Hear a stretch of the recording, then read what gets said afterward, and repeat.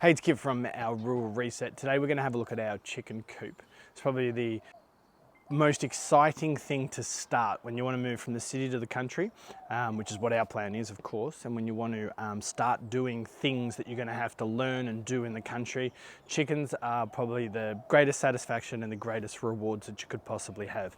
Now, I've done in the last decade chickens twice. This is the third attempt.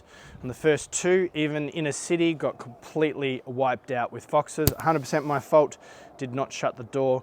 But to wake up and have foxes dragging your chickens out your front lawn and into the streets, a bit of an experience. So you've got to make sure that you always lock them up or just start working with automation, which we're working on as well.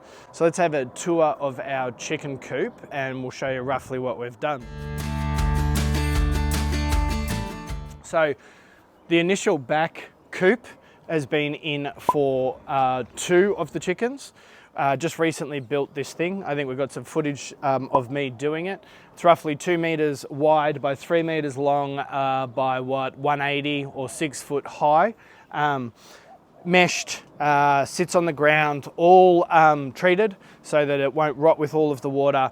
And this has been amazing for them. Under this giant lemon tree, they got shade, they got bugs, they've got everything they possibly could need. All right, so come in and have a look. Let's go right in and have a look. Chickens are everywhere. This is the original little coop that I bought online. This is the original coop I bought online. I hit my head all the time. There's a tip for you. Make sure that when you build something like this, you build it taller than the tallest person in the family. I hit my head here, I hit my head in there, and then on the next one as well. And even though I come in here every day, and even though I know not to hit my head, and even though I dip, I still don't duck under enough and you hit your head. So just when you build something, make it taller than the tallest person in your family. Anyway. So this is the original coop. Used to just have it on the thing. These are great, these are inexpensive, 2 to 4 as long as you let them out throughout the day, and that's what we did. Moved that in here and built this coop. I used to have an old sort of lean-to out here, so just sort of built this all in, meshed all this in. And this was really great again. And then we've built the run to make it all good. We've currently got 6 chickens in here at the moment. 6 are giving us 6 eggs a day. They've been doing that from December. That's roughly 170 to 180 eggs a month. The biggest question is what to do with all those. So we've got a ton of recipes. We do quiches, we do bacon and eggs every day for breakfast. We've got Spanish potato egg recipe. Like you got to be creative with the eggs, and of course you give a few over to your good friends as well every now and then. With 6 chickens, I've often thought if we got 4 more, 10's the maximum in our area to have in a house. I've often thought if we got 4 more, we could probably set up a little egg business for our daughter, and then like once a week or once a fortnight, she could sell a couple of dozen eggs and some produce from the veggie patch out on the front lawn, of course, until council shuts it down. But anyway, one of the keys this time around that's different to everything else is automation. We have automated the water and I've automated the food. So the water just fills from a tap, meters and meters and meters away, 10, 15 meters away, with a little float inside. Chickens drink it down, and of course it refills, and you never have to worry about water. I take a plug out of the bottom and I clean it once a week. Feed. This fits pretty much a 20 odd kilo bag of feed in it. I've got it, the chickens, I think the chickens, I found the chickens are too big for this unit. So I just keep the door down and look, if I get a bit of wastage from rodents or other birds or something, so be it. I'd rather them see it and have access to it all the time than worry about them not using it and not getting enough. We've got a single perch in here. And they love it. They just fly up there, they all sit on it, they love it. And from that perch, they poop down onto the bottom there. Whenever I take, once a week we clean the whole thing, whenever I take the hay out of the nesting beds, I re-put it on the floor of the inside coop here under the perch. They then poop on that. I then clean all of that out, and that goes to our compost and our manure, which we then use in the garden and on our lawns and everything.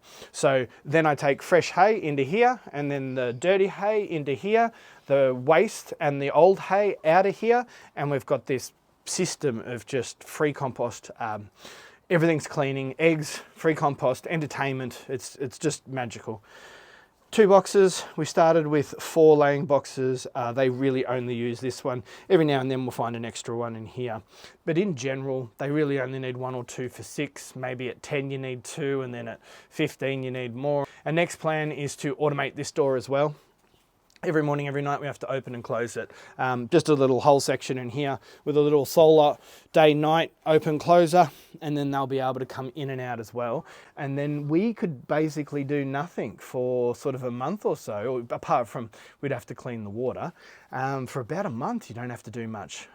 Clean the poop, clean the water, and that's kind of it. Chickens are super easy. There's a lot of videos outlining, you know, the 5 things you need to know before you buy chickens and stuff like that, but you don't really need to know anything. Food, water, chicken, safe environment, take care of them, keep them clean, keep their coop clean, and they will literally produce eggs every single day until they don't, which is years. We got these from a commercial wholesaler. So these go off to commercial farms, and they're super quiet, they're super clean, they're not too picky, not too pecky. They've really just adapted well to what we're doing. The last 2 lots that I had, I got off just private breeders, and I found them to be noisy and more scruffy, and just sort of a bit more aggressive and stuff. So honestly, I don't know whether they've you know, sort of bred a bit of that fight out of them, or if we just were lucky enough to get 6 really great chickens. So a chicken's actually worth it. I see a lot of people ask that question, and I think they are 100% worth it. So from that household family, the kids love them, the kids watch them, the kids play with them, great for our daughter, great for even, you know, sort of like they're a fun pet to watch, and they're calming. Their clucking is just calming, and they're great to have around. From a financial point of view, the framing outside, the extra run, and all the work we had to do, including the chickens and the feeder and the water thing and everything else, at the moment we were in about 1,800 bucks, but 170, 180 eggs at $6 to $7 a dozen, and when we bought them was during another egg crisis around December, January last year. So people couldn't get eggs, and we were basically just had too many eggs. So from a financial point of view and a survival point of view, they're absolutely fantastic, and they've really, I think they've been a great addition to our family. So if you like what we do, like and subscribe, and if you've got any questions, of course, let us know. But number 1, grab some chickens, put them in your backyard, and get started.